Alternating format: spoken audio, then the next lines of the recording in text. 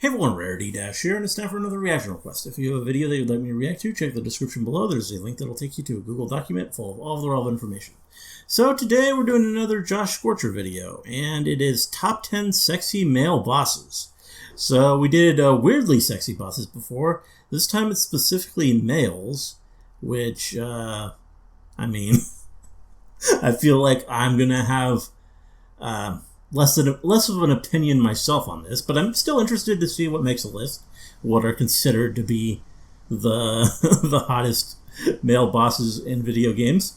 Because, on the last list we had Oliver as one of the inclusions, and that didn't make a lot of sense to me, so maybe there'll be something weird. Though it's not weirdly sexy this time, so I assume these are going to be like conventionally attractive characters.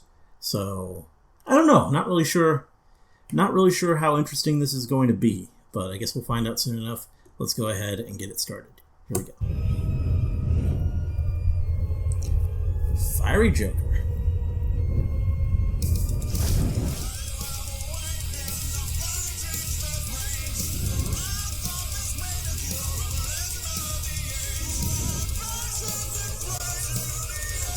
Have I seen this intro before? This seems new.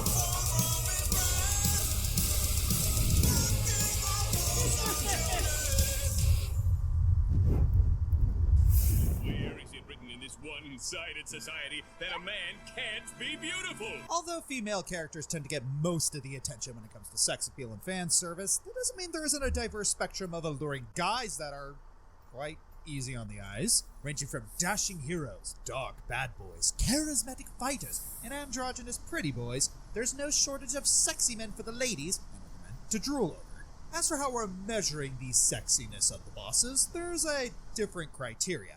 How much fan service do they provide? How much skin do they show for no reason other than pure sex appeal? How much internet thirst and apologists do they generate? And just like last year, I brought in some help since being a straight guy means I'm unable to provide objective measures on these bosses. Alright, this is my kind of list. Not mine. Don't worry, honey. Next year we'll do sexy female bosses.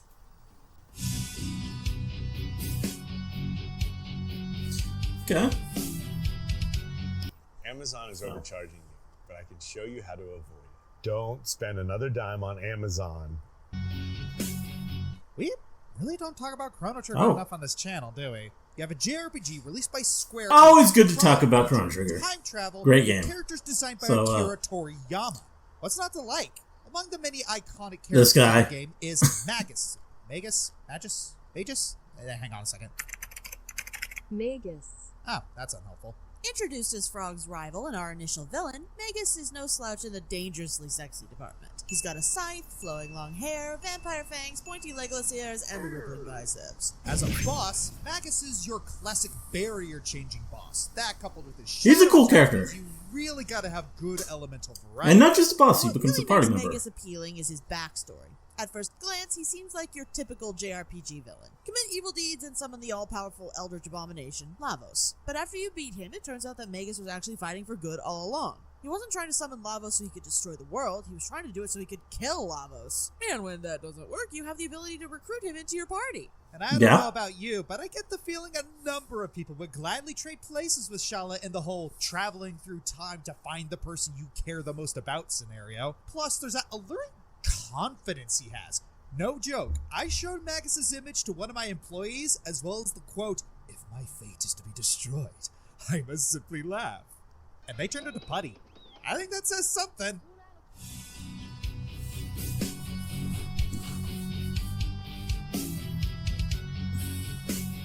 Ah, vampires. Who doesn't find these fellas attractive? When they don't sparkle! There's something about the mysticism, the gothic romance, and the conflict of forbidden love between man and monster that really gets some people ecstatic.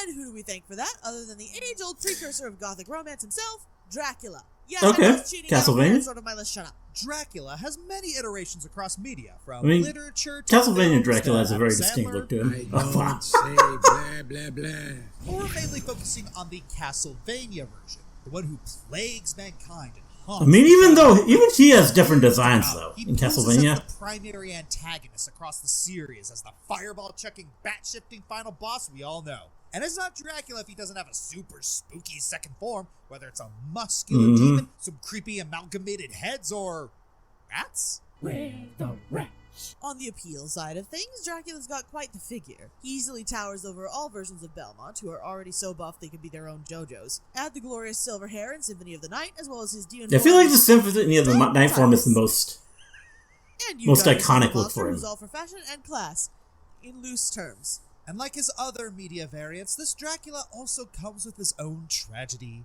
Holding a deep hatred for mankind for killing his wife, all he wanted was to see that they pay by dying before the might of his undead army. It took Alucard to remind him of his wife's kindness and humane values for him to snap back into reality and realize his folly. While you could argue there are more attractive versions of Dracula out there, Castlevania's version still stays true to the essence that gave him the influential appeal to begin with. Yeah. He's mysterious, he's tragic... Hellsing isn't a video game either. And most of all, he's a quality dilf. And hey, if it doesn't work out with the dad, there's always the son. He's less likely to kill me anyways. Do you find... I guess there are games where you find Alucard. I'm trying to... yeah. So I guess you could count. Gentlemen of the internet. The debate over best Pokemon husbando has raged on since time immemorial. There have been so many great candidates throughout the years. The cool and enigmatic Steven Stone of Hoenn, the socially awkward yet kind-hearted N. I'd go on, but to list every potential Pokemon husbando would take all day. However, for us, there is but one choice. One man who raises above the rest. A man of science and action. I present to you, Professor Kukui. Okay. It looks fairly generic to me, but... You cry. Isn't Kukui married? Well, yes, but I ask you to consider the following. Abs. Also, the fact that he's married is a plus to some people. It shows he can maintain a good, stable, healthy relationship. But seriously, how do you make someone with this much hot, fun uncle energy with a dash of himbo vibes and not expect people to go crazy over him? He spends most of the time wearing nothing but his lab coat and somehow gets even more shirtless when he's in the Masked Royal? Who doesn't want that? You also have to admit that soul patch thing he has going on somehow works too. Sycamore tried to do something similar and looked suave and debonair, but that French fop got nothing on Rugged Island Man. And of course, you can't talk about what makes Kukui such a great husbando without mentioning all the work he puts into building the Pokemon League in Alola. It shows Kukui cares about his home, can dream big, can achieve great things when he puts his mind to it, and has great organizational skills. Who wouldn't want a man who can do all that? Unfortunately, as much as she said earlier that Kukui being married is a plus for his attractiveness to some people, it's also why we can't justify putting him higher on the list. He's completely devoted to his wife, and she's completely devoted to him, even if she somehow doesn't realize Kukui is the Masked Royal. Of course not.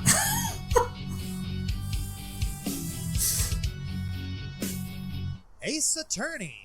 Wow, this is a toughie. Not that there are a lot of sexy men to choose from, it's just the ones that are there are really good. I've seen this guy before. You got the fan favorite Edgeworth, the edgy Blackquill, the suave Clavier. Are they really bosses though? Like there too. But if we want to embrace the sheer darkness that broods within our hearts, we need to go with the man whose soul is as deep and murky as his favorite drink, coffee. I guess it just has to be an antagonist. Oh yeah, I've seen this guy too. To match, the mysterious prosecutor Godot. I've never played one of these games, but we were tired of waiting.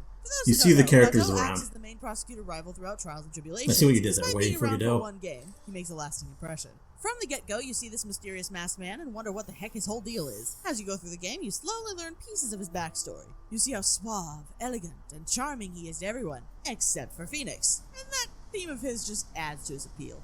And then Case 4 starts, and then boom, old daddy to young daddy, with that raven hair and sharp grin. Diego Armando adds an extra man for the price of one.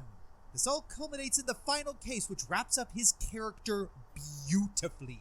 Despite being the main rival, he ends up becoming the final culprit, one Phoenix needs to take down without help from anyone. Godot is a man who had everything important taken from him at once, plunged into a 5-year coma, now left alone in the world, and yet still sacrifices himself to save that last piece of Mia left, Maya. Yeah, I know you guys are all, but my edgy boob. Let's be fair. Remember those 3 prosecutors I mentioned? Godot is edgy, suave, and a fan favorite. He's the perfect package, and one Ace Attorney fans swoon over.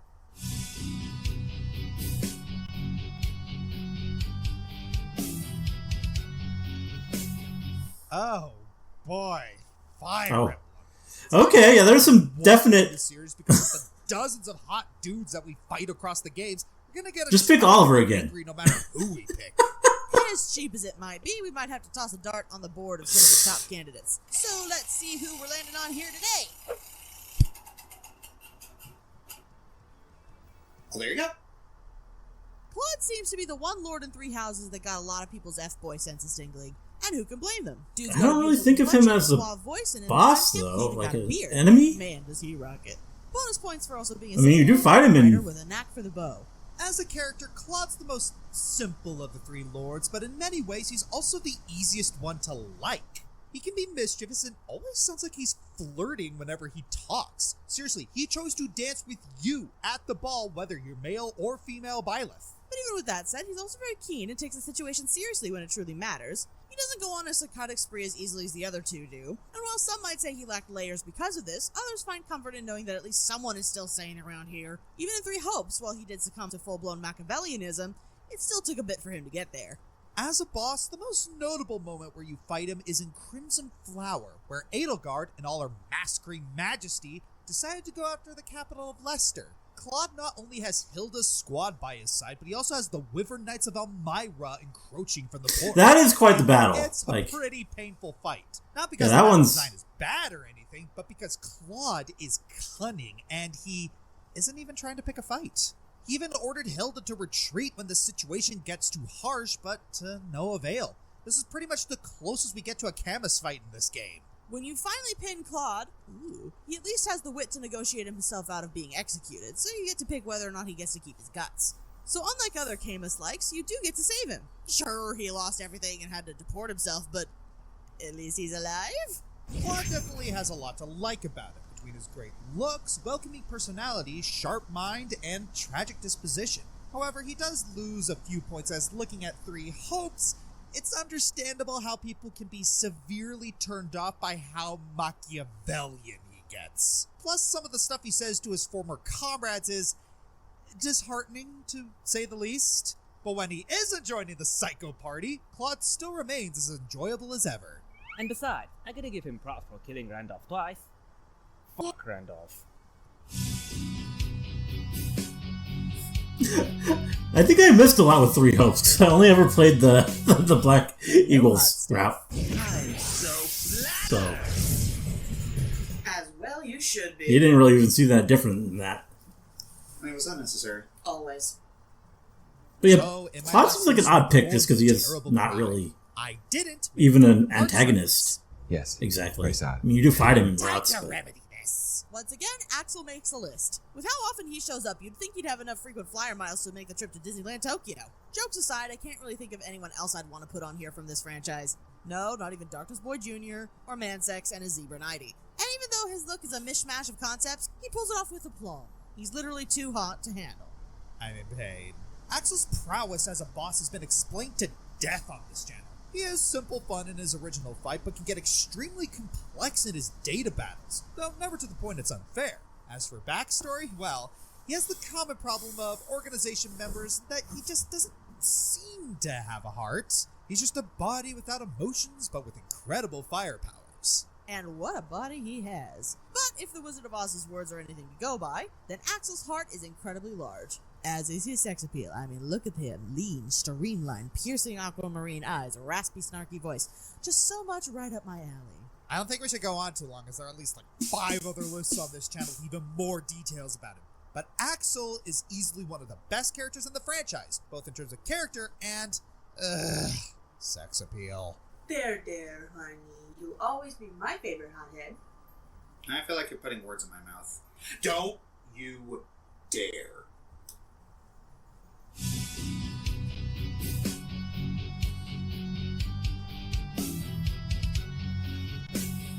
Okay.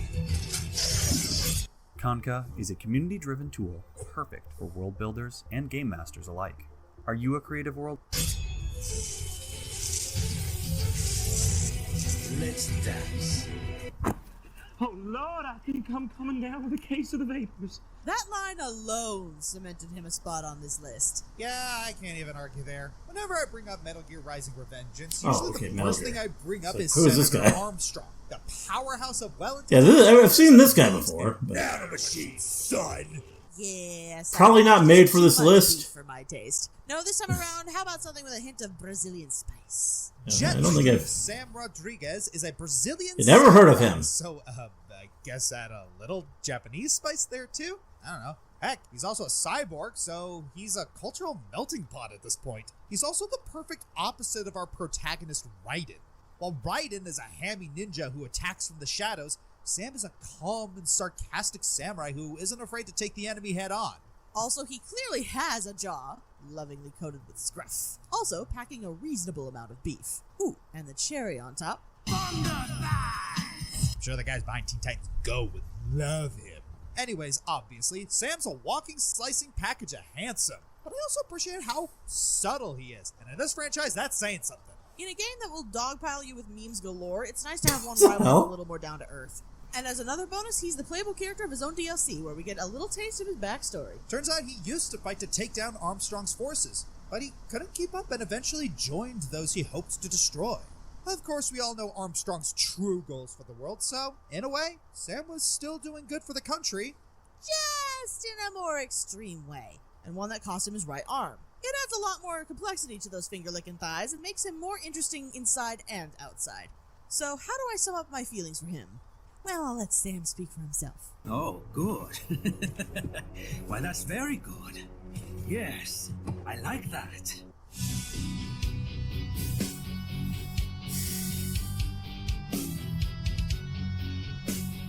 Maybe this is just me being the embodiment of everything that Tumblr hates, but what straight women and gay men thirst over often baffles me. You guys think Jafar is sexy. You Do think they? Dr. Facilier is sexy. You think Frollo is no. sexy. These grody old beanpoles are sexy to you? Then it had to be patiently explained. Facilier, things that people kinda found sexy about these characters. could see the Their charm, vast but power, their confidence, Frollo? and their stylized fashion, as well as their deep, sexy voices. So what happens when you take the vast power, unusual fashion, and sexy voice, and throw that into a traditionally attractive body? I oh, don't think anyone was left. okay. You must be pretty tough. Huh. Oh no, he's hot! Can't argue with that, math dear. For whatever reason, Resident Evil Village managed to make players thirsty for two notable newbies. For the fellows, there's Lady Step On Me Mommy Domitresque. And for Yeah. the ladies, there was... Yeah. Goddamn right. Meet Karl Heisenberg, a member of Mother Miranda's little cult of X-Men rejects, the Four Houses. He and Lady Domitresque are arguably the best-looking Bradys in the bunch. Not a lot of competition, considering the other two are demonic puppeteers or... Oh, that's just unfortunate. Yeah. Anyways, he's the engineer of the group, a living Dr. Frankenstein who uses his talents to create cyborg zombies. To go with his gadgeteer character, he also has electric organs that allow him magnetic control over metal. Say it. Wow, talk about a magnetic personality. Just shoot me. Speaking of personality, he's a ham. A smarmy, pint-sized little ham with the bravado of a game show host. Lycans and gentlemen, we thank you for waiting. And now let the games begin. Already taken in by his scruffy looks, rugged I charm. realize I've only seen this game in Why Japanese, don't we spice it up with but his that's how sympathetic Hololive backstory? plays it. Yeah, spoiler alert. So I'm not used to the voice. Miranda will do anything to break away from her. Yeah, it kind of means using her daughter as a weapon, but can you blame him? He never asked to be in her twisted club, but she used him like a guinea pig. Now look at him. How'd you like to wake up to that every morning? Yeah, it's so sad to lose scrappy Heisey like this, but it adds more to the tragedy this guy has been through. Honestly, I'm pretty sure some people out there would have wanted to join him, if for no other reason than to touch the scruff. Scruffy, hammy guys with a lot of energy. Doesn't ring any bells.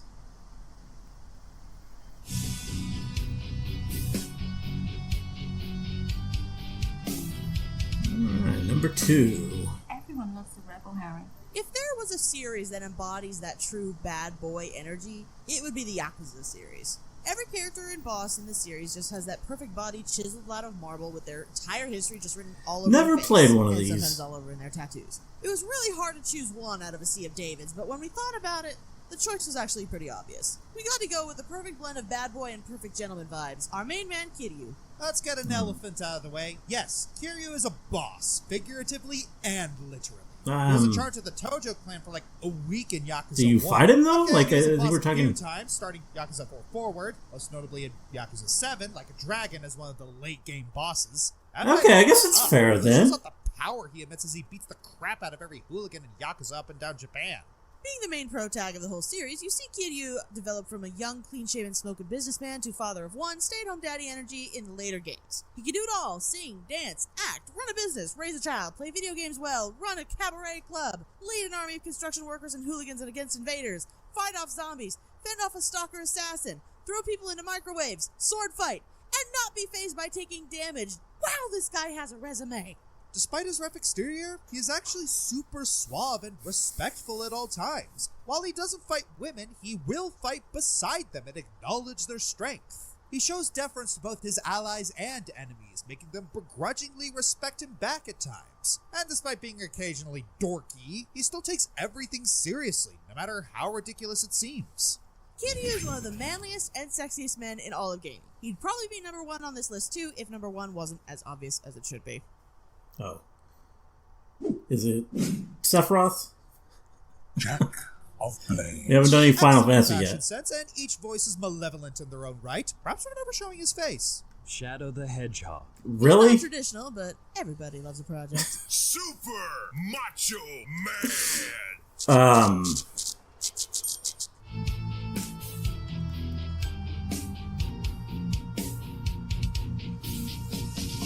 If you were to ask us which series has the hottest male bosses, it'd be Final Fantasy. As early as 2, this series has given us a never-ending supply of pretty boys, muscle men, and everything in between. This could have easily been the top 10 sexiest Final Fantasy bosses. The Emperor is basically David Bowie if he was the villain in a fantasy story. And y'all remember how hot he was the first time that happened. Golbez from 4 may seem like just another giant armored dude, but after years revealed he's just as hot as his brother.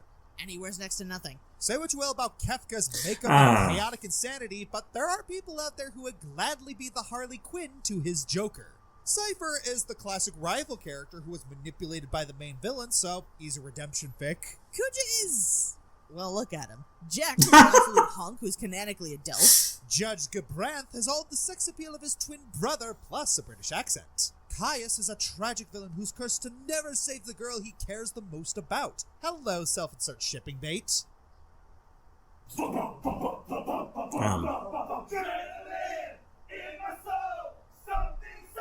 Here we go. And Arden is the closest we will get to having Johnny Depp in a Final Fantasy game. Of course, all of those pale in comparison to the one, yeah, the only. It is the obvious choice for this list, I suppose. Surprise. Sephiroth is easily the most iconic villain of the franchise, as well as its most thirsted over. From the leather ensemble, to the confident smirk, to the smooth voice, he just oozes sex appeal. It's not like the designers didn't realize he was hot. There's a reason he was shirtless during 2 of his boss fights. Heck, there was actually a life-sized naked statue of him in Square Enix's cafe at one point. In the story, Sephiroth is the archetypal fallen hero. He was once the paragon of soldier, only to fall into chaotic insanity once he learned of his true origin. Right there, we already have easy evidence for fangirls, and boys, to claim that he was just a good guy who was led astray by the true villain, Genova. Never mind the whole word of God saying otherwise and destroying the world thing. Whatever. Everything this guy does just radiates confidence and coolness, especially that little moment at Nibelheim, where he just smiles as he slowly turns and walks into the flames. Sephiroth's sexiness is so potent that it can't even be contained to one franchise. His presence has graced Kingdom Hearts, Smash Bros, and even Little Big Planet. Little Big Planet? The game with the hacky sack creature? I don't know if it really translates and there. With the remake confirming there'll be more of him in the coming installments, it's safe to say that Sephiroth will continue to inspire boss fights, both epic and sexy. In his own words,